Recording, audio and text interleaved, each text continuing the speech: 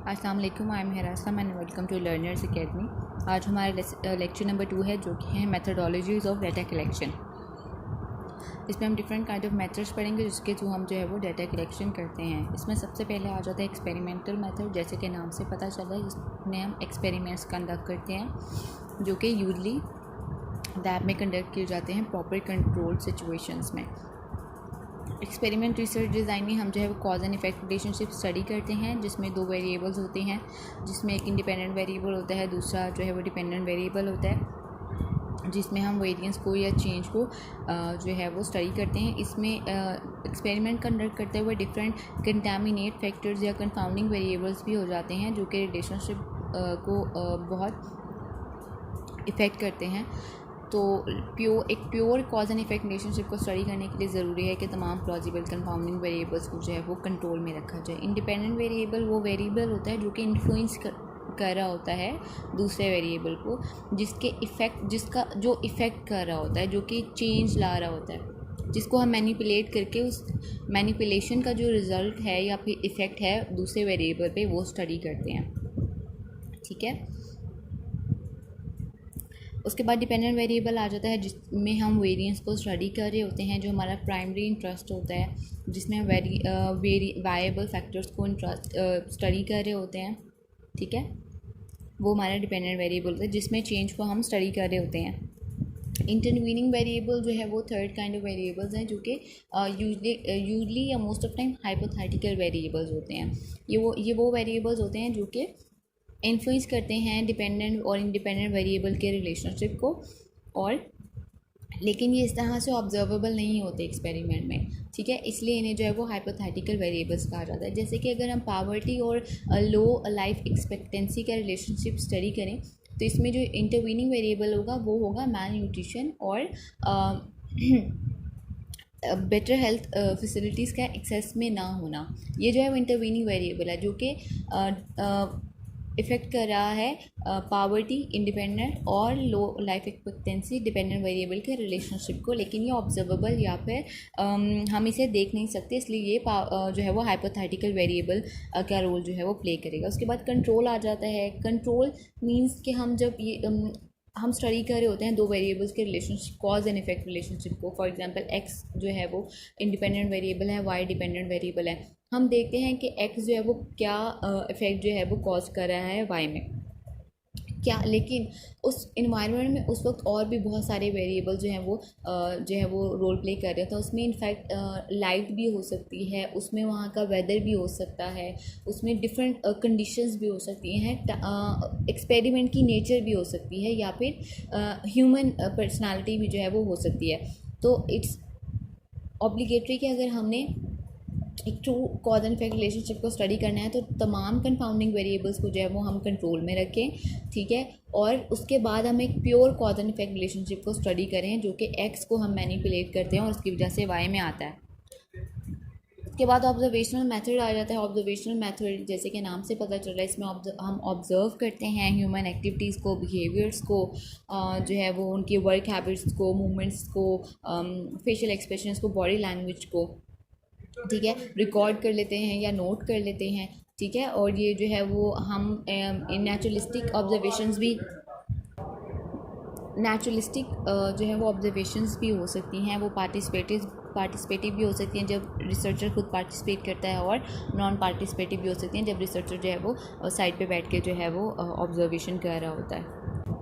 उसके बाद आ जाता है केस डिज़ाइन मेथड। इसमें हम क्या करते हैं, study of a particular case. ये जो है वो यूजली जब हम रेयर फिनोमेनास को स्टडी कर रहे होते हैं या एक रेयर सैम्पल को स्टडी कर रहे होते हैं, उस वक्त जो है वो हम केस डिज़ाइन का मेथड जो है वो चूज़ करते हैं। हम एक इंडिविजुअल या एक केस को लेकर स्टडी करते हैं, उसके एक्सपीरियंसेस को डिफरेंट सिचुएशन में जो है वो उसके प्रॉब्लम्स को या नेचर ऑफ प्रॉब्लम को स्टडी करते हैं, और एक इन डेप्थ इंटरव्यू जो है वो हम कंडक्ट करते हैं, और इसमें हम हाइपोथेसिस भी बना सकते हैं। उसके बाद लॉन्गिट्यूडनल मेथड आ जाता है। लॉन्गिट्यूडनल मेथड कि अगर हम सिंपली डिफ़ाइन करें, तो लॉन्गिट्यूडनल मेथड में हम सेम सैम्पल को डिफरेंट टाइम पे जो है वो स्टडी करते हैं। सेम सैम्पल को over the period of time हम स्टडी करते हैं। फॉर एग्जांपल हम जो है वो एक हम डेवलपमेंटल स्टडी करना चाह रहे हैं तो हम एक ग्रेड 1 के स्टूडेंट्स को जो हैं वो ले लेते हैं। हम ग्रेड 1 के स्टूडेंट्स को की डेवलपमेंटल चेंजेस को फिर स्टडी करेंगे। उसी सैम्पल को फिर जब हम वो ग्रेड 4 में पहुंच जाएंगे हम तब स्टडी करेंगे 7th 8th में। इस तरह डिफरेंट टाइम पे हम सेम सैम्पल को जो है वो स्टडी करते हैं। इसलिए और ये इसके लिए एक लॉन्ग ड्यूरेशन चाहिए होता है। इसके नाम से पता चला लॉन्गिट्यूडनल मेथड, तो इसलिए जो हम इसे लॉन्गिट्यूडनल मेथड कहते हैं। उसके बाद सर्वे डिज़ाइन आ जाता है। इसे हम स्टडी ऑफ एग्रीगेट भी कहते हैं। हम इसमें वेरियस इंस्ट्रूमेंट्स यूज़ करते हैं क्वेश्चन इंटरव्यूज़ को इंफॉर्मेशन गैदर करने के लिए। हम इसमें जो है वो ठीक है सेम जो है वो टाइम पे जो है वो एक ही टाइम पे डिफरेंट इंडिविजुअल से जो है वो डाटा कलेक्शन करते हैं। उसके बाद क्रॉस सेक्शनल मेथड आ जाता है। क्रॉस सेक्शनल मेथड में हम एक टाइम पे डिफरेंट सैम्पल से जो है वो डाटा जो है वो कलेक्ट करते हैं। लॉन्गिट्यूडनल से सेम सैम्पल से डिफरेंट टाइम पीरियड में, क्रॉस सेक्शनल में सेम जो है ना वो सेम टाइम पे डिफरेंट सैम्पल से। एक्चुअली जो लॉन्गिट्यूडनल और क्रॉस सेक्शनल मेथड है ये सर्वे की ही आगे जो है वो टाइप्स हैं। एक सर्वे मेथड होता है, फिर एक लॉन्गिट्यूडनल सर्वेज होते हैं, क्रॉस सेक्शनल सर्वे डिज़ाइंस होते हैं। उसके बाद कॉन्सेप्ट्स आ जाते हैं रिलायबिलिटी और वैलिडिटी के।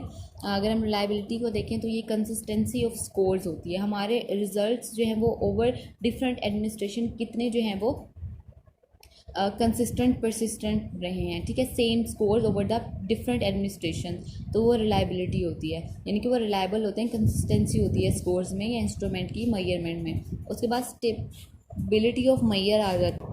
Stability of measures he actually में जो है वो रिलायबिलिटी होती है, ठीक है।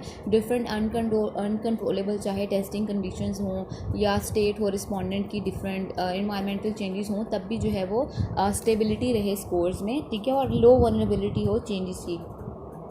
इसकी डिफरेंट काइंड होती हैं। टेस्टेड टेस्ट रिलायबिलिटी होती है, पैरेलल फॉर्म होती है और स्प्लिट हाफ होती है। टेस्टेड टेस्ट में हम एक ही टेस्ट को जो है वो ट्वाइसली जो है वो एडमिनिस्टर करते हैं और उन स्कोर्स को जो है वो कंपेयर किया जाता है, उन्हें कोरिलेट किया जाता है उन स्कोर्स में, ठीक है। और अगर वो सेम स्कोर्स सेम हो तो उन्हें जो है वो हम फिर कहते हैं कि इस टेस्ट की या फिर इस इंस्ट्रूमेंट की जो है वो टेस्ट रिलायबिलिटी हाई है।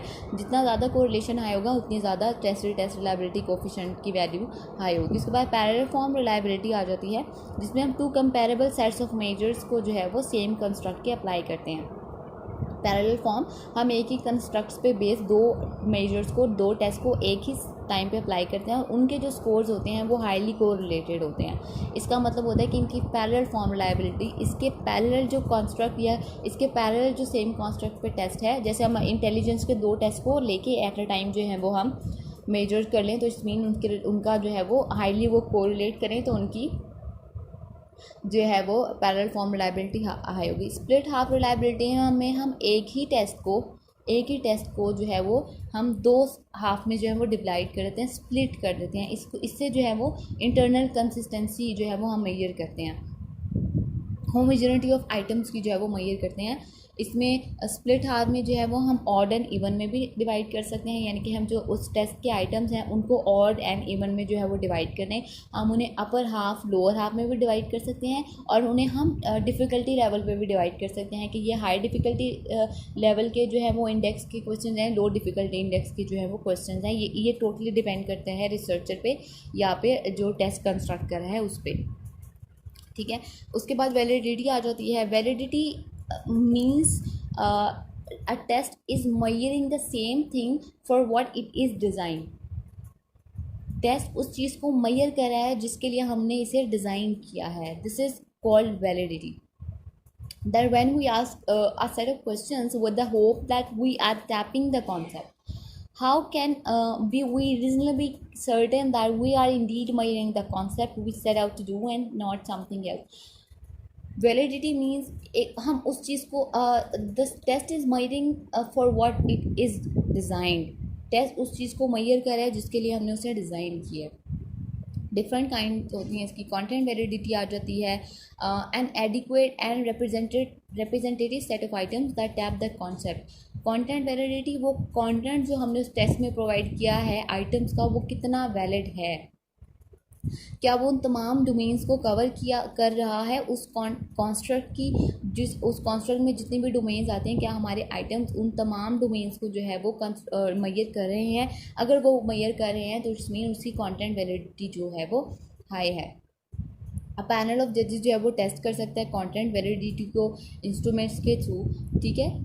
उसके बाद आ जाता है इसमें जो है वो प्रिडिक्टिव या क्राइटेरियन वैलिडिटी, जिसे हम जो है वो when the measures differentiate individuals on a criteria.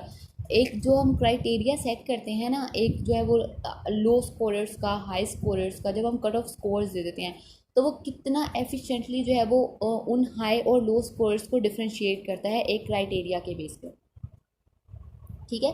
यहाँ पे क्राइटेरिया वैलिडिटी होती है कि हम एक ऑलरेडी एग्जिस्टिंग टेस्ट होता है जिसे हम एक क्राइटेरिया बना देते हैं, ठीक है। फॉर एग्जांपल अगर जो है वो हैप्पीनेस पे एक ऑलरेडी टेस्ट एग्जिस्ट कर रहा है, वो जो है वो उसकी वैलिडिटी हाई है, ठीक है। वो जो है वो एक वैलिडेट और रिलायबल टेस्ट है, तो हम उसको क्राइटेरिया बना के जो हमने न्यूली इस्टेब्लिश हमारा टेस्ट है, हम उसके स्कोर्स को उस जो है वो इनिशियली वैलिडेट टेस्ट के स्कोर से जो है वो कंपेयर करते हैं। अगर वो हाईली कोरिलेट करते हैं तो इट्स मीन हमारे टेस्ट की भी क्राइटेरियन वैलिडिटी जो है वो हाई है, और इसी को जो है हम कॉन्करेंट वैलिडिटी भी जो है वो कहते हैं। उसके बाद प्रिडिक्टिव वैलिडिटी आ जाती है। प्रिडिक्टिव वैलिडिटी में वो कितनी एबिलिटी है टेस्ट में कि वो प्रिडिक्ट करें फ्यूचर बिहेवियर्स को, ठीक है। इसमें आ जाता है कि हम एप्टीट्यूड या एबिलिटी टेस्ट एडमिनिस्ट्रेट करते हैं अपने एम्प्लॉयज़ पे।